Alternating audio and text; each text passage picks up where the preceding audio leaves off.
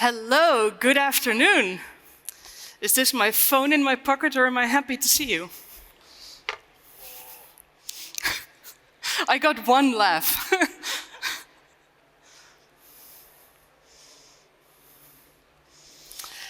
So my name is Linde van der Vooren and I work for Bartels. If there are any people from Poland here, I know that sometimes the name is pronounced Bartosz. We just say Bartels in the Netherlands.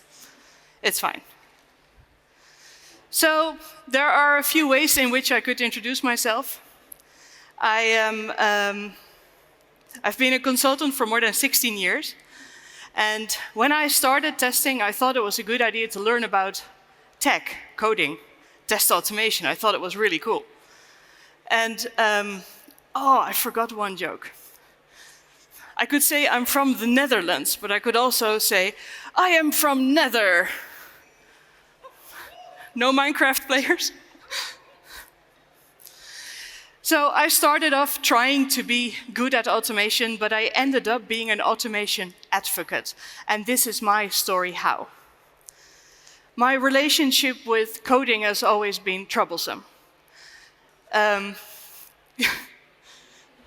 going to move here. It's always been troublesome. I keep thinking I'm good at it, but it doesn't really work. Whatever I'm trying to do, I see other people write beautiful code and I try to copy that and I do a bad job. I've even tried to look at it as I'm trying to get better at it, so I should look at it as couples therapy. You know, get used to the code, talk about it. My first official sign that something was wrong and that I should probably think about what I was doing was when I got a present on my birthday from my team. And my team carefully came towards me with a little gift wrapped. And I unpacked it, and from the gift came this. They said, you better use this when you are trying to code because it's driving us mad that you get so angry. So that was my first sign that something was wrong, but I wasn't yet at a place where I was going to give up. I wanted to do it right. Like when you go to a bad hairdresser and you think, okay, everything is messed up, you don't stop going to a hairdresser, you find a new hairdresser. So I thought, okay, Java is not it, I'll try Python. In the end, my tests had a very bad shelf life. You kind of want your tests to have the shelf life of canned goods, like vegetables that can stay in your cupboards for years.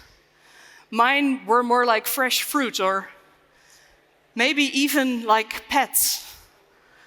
Every time I wanted to run a test, I needed to fiddle with it to make it work or present any kind of outcome of the test, and that's a bad test if you need to influence it every time you run it. So what I found out in this time while I was struggling getting automation into my fingers is that I thought I'd made a new discovery, because every time I got frustrated with automation, I started what I now know is exploratory testing, but I then thought of a new thing, progressive testing. It's just exploratory testing, and I'm really good at it, because every time I got frustrated, I started doing that. And I found the best bugs. My code didn't, I did.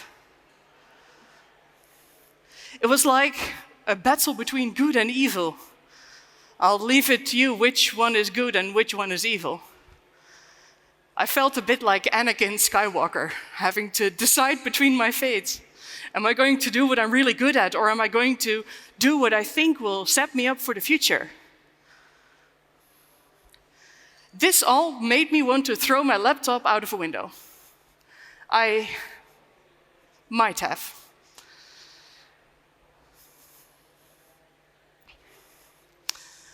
Someone gave me this quote years ago. And this is another one that made me think, okay, if I'm going to continue coding, I'm going to be in trouble. People are going to be at my door, angry. So I did learn how to read code, and wherever I am, I always make sure I go to the repo and look at all the code, and especially the comments. And I brought my favorite comments with me.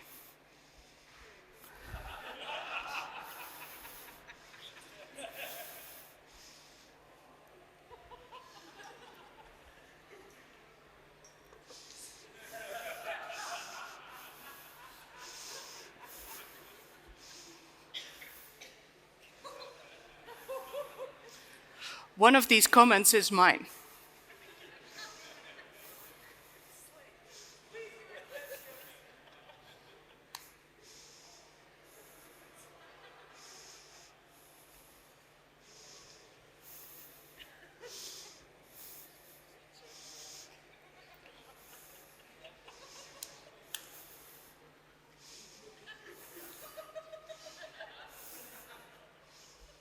This tells you a lot about the programming culture.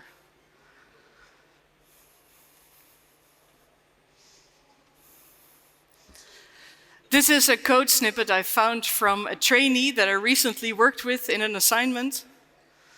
I also checked out his, what do you call that? The commit comments. I found this one. And then I found a whole row of good ones, so I took a screenshot for you. He really went through it that day.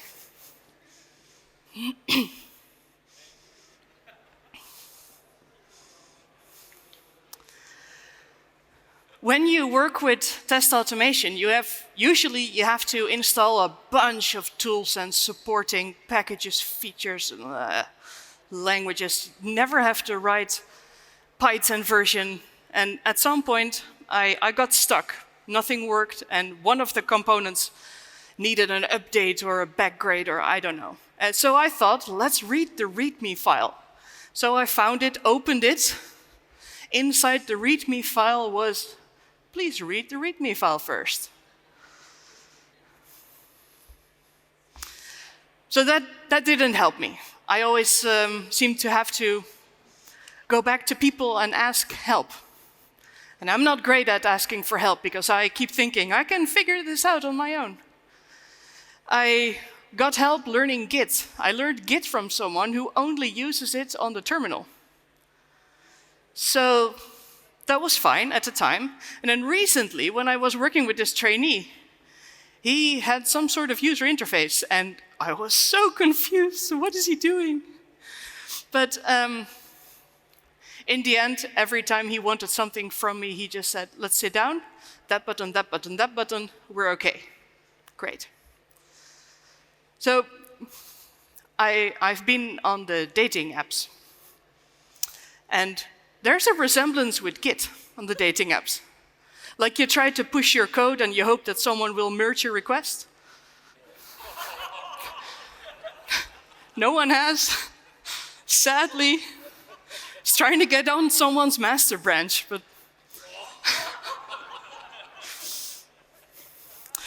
bad code made me want to throw laptops out of windows. And it doesn't spark joy for me, it sparks a lot of doom. Like bad managers. I'm going to do a short bit about bad managers and the behavior of bad managers. Sometimes you get in touch with someone that does, as I call, seagull management. They fly in, flap about, scream shit, and fly away.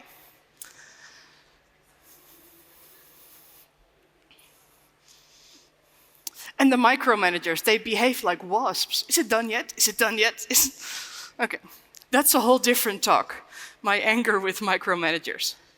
So my dear friend Anne Kolder listened to me hammer on about wanting to throw things out of windows, and she went, there's a name for that. It's called defenestration. So I thought, wow, I didn't know that. That's good to know, because I think I'm really good at it.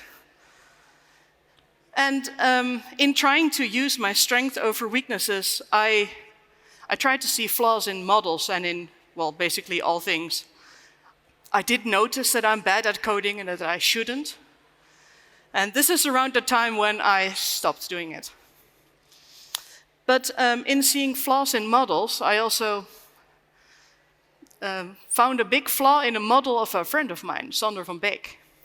And I would like to go through the model with you, and then I'll point out the glaringly obvious mistake he made.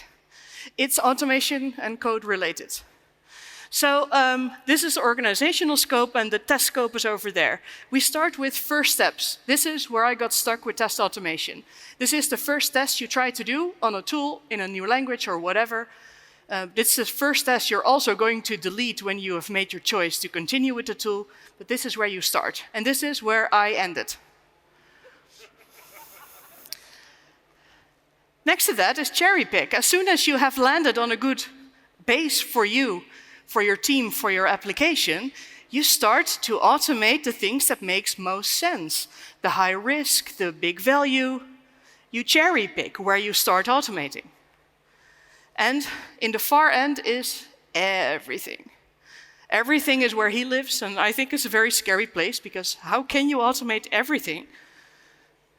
But he explains it like every test that makes sense. Every test that adds value. At some point, they stop adding value. So this is all on a personal level. But there's also a team level, multi-team. You want to automate your integration tests with other teams working on the same application. And higher up, you want compliancy at scale. You want, on an enterprise level, to make sure that your organization does the right things. So this is his full model. Please look at his website. He's written a bunch of blogs over it. But the thing he has forgotten, or maybe he hasn't realized yet, there's this area there at the top where I've put the website. I think that's where the manager mindset is. This is where all the managers that don't understand automation think that you want to be, with everything and on enterprise level. A lot of managers, I think, confuse everything with enterprise. So I think there should be a place like, hey, I hear you say this and that. I think you're in the wrong mindset. But so far, Sander hasn't updated the model yet, but maybe someday he will. Let's talk about some cultural differences. I have there she goes, an American housemate. And when she came to the Netherlands, we are a biking country. And when I bike, I just go, meow. And that was me. And later on, she stops at every crossing to look, is there a car coming? There's no car, nothing's happening. So I've been teaching her to use her BDE, her big Dutch energy. If you pretend you're the only cyclist on the road, they will probably move aside. So far in my life, they have for me. But for her, that's inconceivable, because it's very dangerous. But I grew up on a bike. I basically got born and was thrown on a bike. And I see the same thing on the work floor between my generation, millennials. I'm an elder millennial. I'm right at the cutoff, I know. And that trainee, he's, 2 generations after me, I think. We come from very different walks of mental life. My career has been struggling, learning, doing it myself, finding out a way. And he's very chill. He's good with not knowing. He's just, oh, I don't know this. I'll go find help. And I just keep thinking, how can you just ask for help like that? Well, in his whole upbringing, he hasn't had the same opportunities I've had. I knew that at some point I could get a good job, buy a house, etc. He doesn't have the same prospects. But still, he's actually in a much healthier place than I am. And there's also my parents. My parents are boomers, 75. Tried to keep up with technology, but really haven't. And I've been trying to teach them password safety, which was very hard because at some point the post-it with the master password just moved around the house. It's currently back underneath the keyboard because he couldn't find it at some point. But the one thing has changed. I've been successful in one thing. I was able to install a password manager for them. And they know how to use it, they use it, but still the master password for the password manager is underneath the keyboard. My father has an electric car. And he doesn't really seem to know how to use it right. So, quick story, I'm going to need 2 hands. He brought me to a place where I was going to go to a conference and I could ride along with someone, so I didn't have to take the train. We're in a train place. I was thankful for the lift, and he was driving, and at some point I was like, hey, shall we put on music? And he was like, yes, I can do that. This car has autopilot. Okay, great. Why isn't it on already? So he said, wait a minute, I'll switch it on. So he let go of the steering wheel, looked at the steering wheel, started swerving, hit the autopilot, and then let go. And then the car took a few seconds and started driving in the lane. And I was hanging on like, no, this is it. So he did that, fiddled with the radio, put some 80s music on, and then he proceeded in doing a, for me, inconceivable step. The radio was on, so now he could switch the autopilot off. So he grabbed the steering wheel, pushed the button, and then did the same swervy thing to get the autopilot off because he was done handling the car. And I was observing that, holding on for life, and I was like, are you sure this is how you use those functions? And that's when it occurred to me, this is how I code.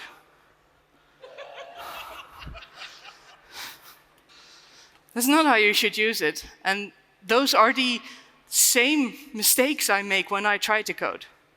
So my old code is, well, what gave me a lot of headache, and it also is why, yeah, I got severe anger management issues.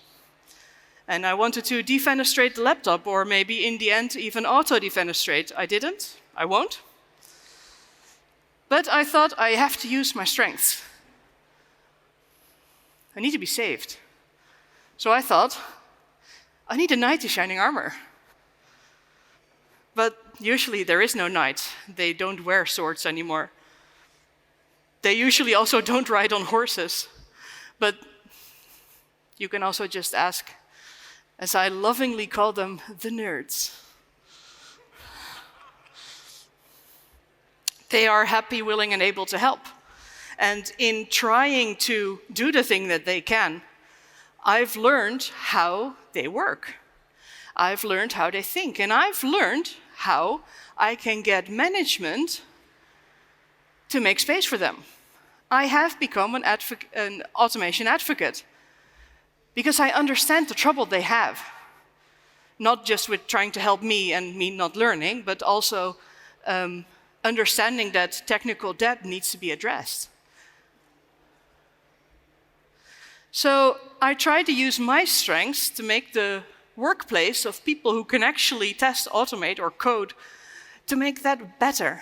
And that's very good. I'm really good at that because I speak fluent manager.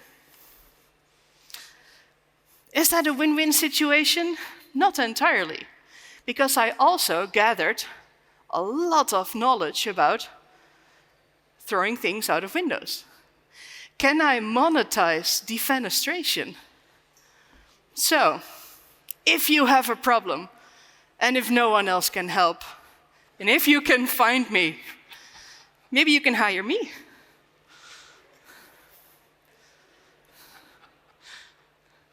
I could bring a window to your workplace and throw stuff through it, or point me to a window and hand me stuff.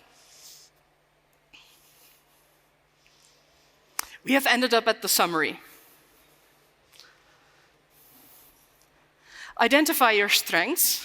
I took about 5 years to find out coding is not for me. Identify when you should ask for help. Took me 5 years to find out I'm bad at asking for help. It's much better if you do it immediately. It'll save you a lot of, well, in my case, frustration. I realize not everyone goes directly to anger, but I did. Use your strengths for yourself and for others. I'm still an automation advocate this day. I will always try to free the path for people doing the coding. Because if we can get quality weaved in there and make sure that the people that know what they're doing have space to do that, then we're ahead. Know when to stop running into that wall. Like a lemming. Who has played Lemmings? Hey. Actually ask for help. Because even when I say that I should ask for help, I often don't. So actually ask for help and hire me if you want things to be thrown out of windows. Thank you so much.